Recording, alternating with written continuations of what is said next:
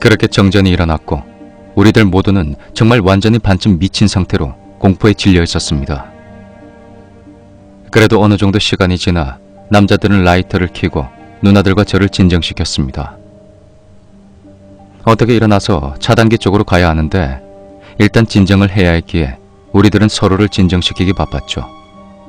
겨우겨우 어느 정도 진정이 되어가고 있는 바로 그때 현관에 불이 켜지는 것이었습니다. 혹시 아파트 현관에 있는 센서등 아시죠? 그 산장의 현관이 바로 그 센서등이 달려 있었습니다.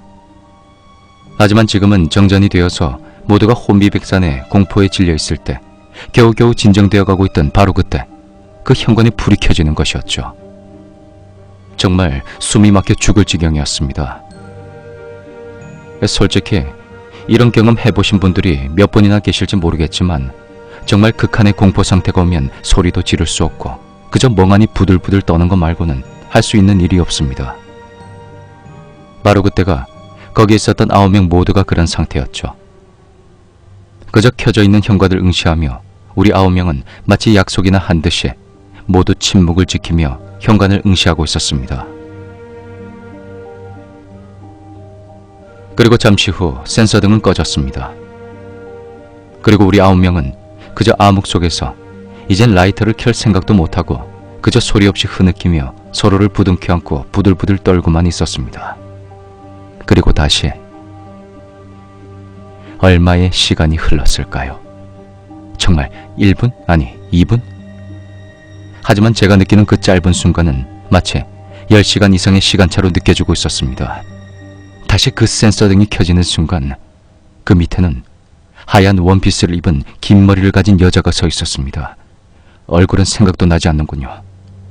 그저 하얀색, 그거밖에 생각이 안 납니다. 더 이상은 생각도 하고 싶지 않고요. 만약에 얼굴이 제대로 생각난다면 전 정신병원에 있었겠죠. 너무 무서워서 정신 이상이 걸려서 말이에요. 정말 그 순간은 그냥 원초적으로 무섭다 이외의 생각은 나지도 않았습니다. 센서등이 켜지고 그 밑에 있는 긴 머리의 원피스 사람을 본 후 전 기절했습니다. 저만 기절한 줄 알았지만 모두들 다 기절했더라고요. 소리 한 명 지른 사람이 없었습니다. 그냥 모두 기절했죠. 정말로.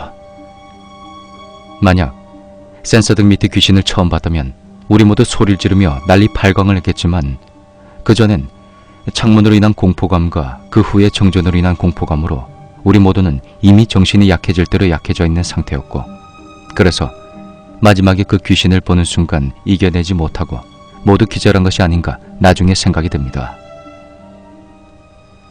그리고 누가 제 몸을 막 흔드는 것을 느끼고 전 깨어났습니다. 형들은 벌써 일어나서 짐을 챙기고 있더군요. 일어나서 창문 밖에서 밀려오는 햇빛이 그렇게나 반가운 적이 있었을까요? 그저 전 일어나자마자 어제 일을 생각하며 눈물을 흘리며 울기만 했습니다.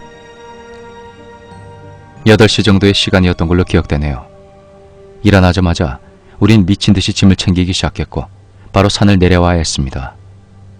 뒤는 쳐다보지도 않고 내려와서 누구에게 그 사건에 대해 물어본다거나 알고 싶은 생각조차도 없었죠. 그저 집으로 빨리 가고 싶었습니다. 그렇게 저는 형의 자취방으로 함께 돌아왔고 우린 마치 약속이나 한 듯이 그 일에 대해 서로 이야기하지 않았습니다. 하지만 저는 어렸을 때라 그런지 이 일을 누구에게 말하고 무서움을 좀 덜어내고 싶었습니다. 그 사람이 바로 의형제 중에 셋째 형이었죠. 돌아온 지 얼마 안 돼서 전 셋째 형님 집에서 둘이 함께 술을 마시며 그 일에 대해 이야기했습니다.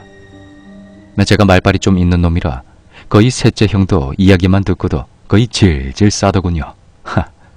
그게 정말이냐며 몇 번을 물었는지 모릅니다. 그렇게 저는 이야기를 해주고 둘째 형의 자취방으로 돌아가기 위해 셋째 형의 집에 더 나왔습니다. 둘째 형의 집까지는 조금 거리가 있었죠.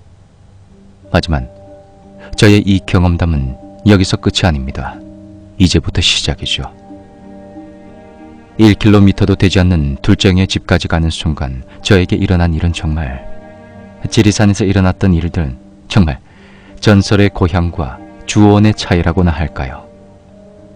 그날의 밤을 전 평생 잊을 수나 있을까요?